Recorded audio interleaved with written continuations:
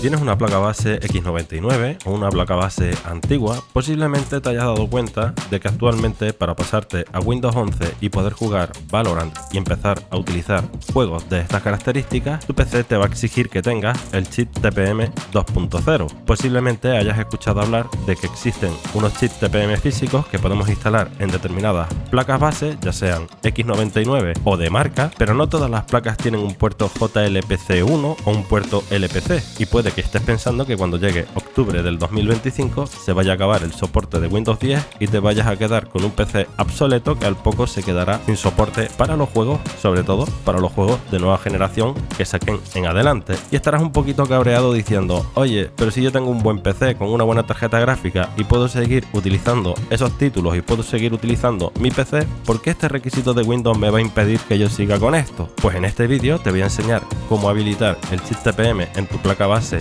antigua, que no tiene ni siquiera para enchufar el chip TPM físico, de una manera bastante sencilla, y si prestas atención podrás tenerlo tú también y tendrás la posibilidad de poder poner un chip TPM en tu placa base para seguir dándole uso y darle continuidad, para que más adelante, cuando realmente sea necesario, te compres un PC nuevo, pero porque ese PC ya se ha quedado completamente obsoleto y no por un requisito absurdo de Windows.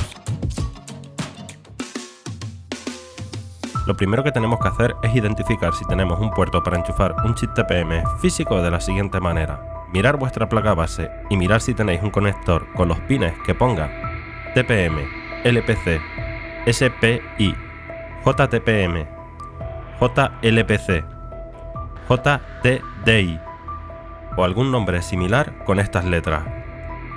Aquí te voy a mostrar, por ejemplo, una placa base, la MR9A Pro de Machine, y también te voy a enseñar dónde estaría situado el chip TPM. Como puedes ver, te lo estoy marcando aquí con una flechita y sería aproximadamente, a ver si lo encajo, pues ahí tenemos el chip TPM en el puerto JLPC1, que traería 10 menos un pin. Con lo referente a este puerto te voy a dar información muy valiosa para que sepas qué chip comprar válido con esta placa base. Ahora os voy a enseñar una placa base que traería el puerto LPC, pero no traería los pines, y esta última sería la más difícil de configurar para tener el TPM, pero no es imposible porque hay una forma de hacerlo. Como podéis ver, esta es la PR9H, y a diferencia de la MR9A Pro, no tiene los conectores JLPC. En este caso tendríamos que utilizar el puerto LPC debug que podemos ver, pero no tiene los pines y solo podríamos utilizarla de una manera. Pero vamos a seguir con el resto de placas base y dejemos esta para el final. Los puertos de las placas bases para conectar el chip TPM 2.0 por regla general vendrán en formatos de 24 pines, 20 pines, 12 pines y 10 pines. Puede que te estés preguntando qué tipo de chip deberías de comprar que sea compatible con tu modelo de placa base, ya sea que utilizas marca o X99. Sin embargo, te voy a decir que para que el TPM sea reconocido por tu placa base, necesitas conectar los pines esenciales para la comunicación, que generalmente son 8: VCC, GND, Reset, LPC-CLK,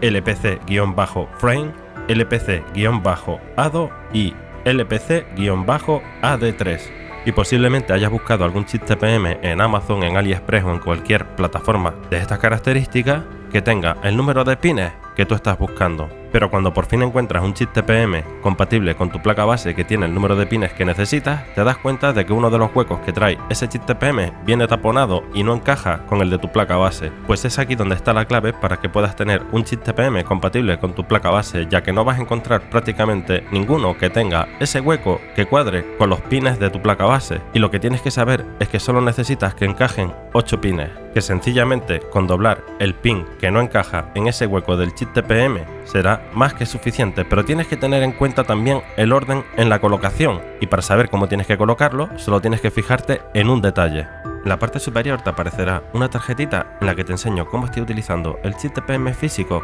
siguiendo este método del que te voy a hablar en una placa base que no cumple el requisito, y esto lo hice en directo mostrando que estoy utilizando X99 con Xeon. Como podéis ver en esta imagen de referencia de ejemplo, en la parte superior de la zona donde va colocado el chip TPM tenemos 5 pines seguidos, y en la parte inferior tenemos 4 pines seguidos de un hueco. La parte que debe quedar siempre puesta es la superior. Los 5 pines de la parte de arriba deben de quedar siempre puestos. En la parte de abajo a lo mejor solo cuadran 3, pero podéis doblar el que sobra para que puedas tener el chip TPM disponible en tu placa base sea cual sea, y la misma dinámica la seguiremos en cualquier placa base tenga el número de pines que tenga. Y aquí tenemos un ejemplo. Yo he pedido este chip TPM 2.0 para mi placa base Machinist MR9A Pro. Como podéis ver, es un módulo de chip TPM SPI que supuestamente no sería compatible con esta placa base, pero como podéis ver tiene 10 huecos para conectar 10 pins, pero realmente necesitaremos 8, los 5 superiores y los 3 de la parte de abajo.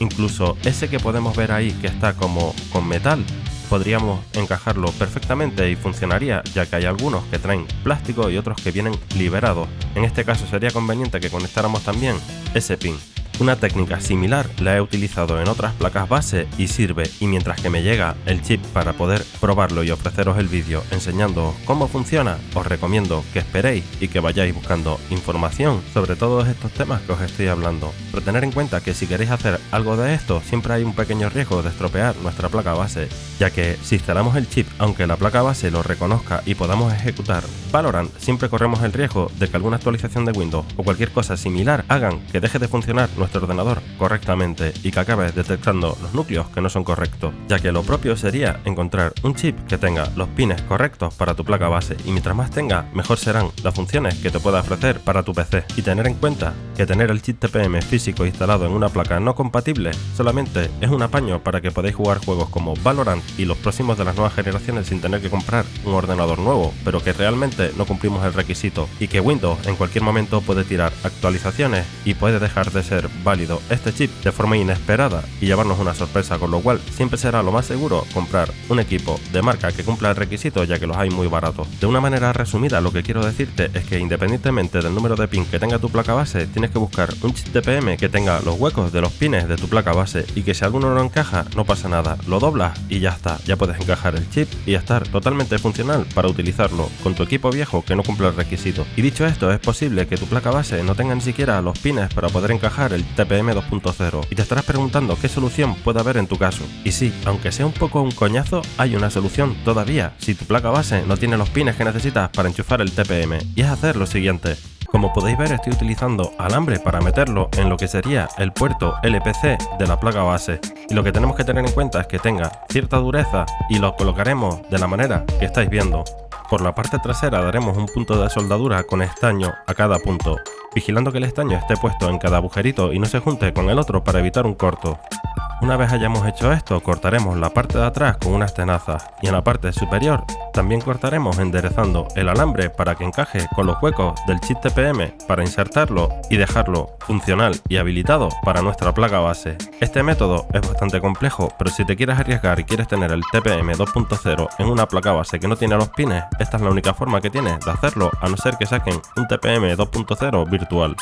Y a la espera estoy de que me llegue el chip TPM 2.0 que me he pedido en AliExpress para probarlo y mostraros cómo funciona en la placa base MR9A Pro de Machinist y también en esta.